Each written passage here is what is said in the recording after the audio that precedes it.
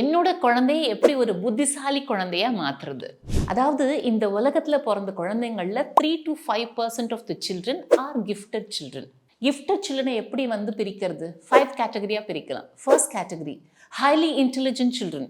Under the sun எதை பேசினாலும் அவங்களுக்கு நல்லா புரியும், கற்பூரம் மாதிரி டக்குன்னு பிடிச்சிப்பாங்க. Second category subject matter experts.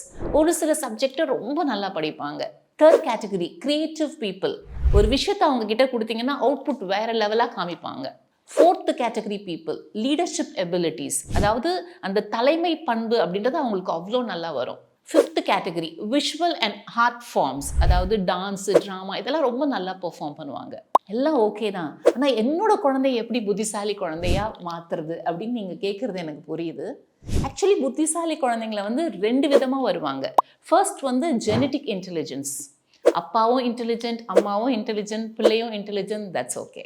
Second category environmental giftedness. Being expose to different places, different people, different books, அதாவது ரொம்ப என்வாயன்மெண்ட் ரிச்சாக நம்ம வச்சு கொடுத்தோம்னா நம்மளோட குழந்தைங்க அதுலேருந்து பிக்கப் பண்ணி ஒரு கிஃப்டட் சைல்டாக மாறுவாங்க.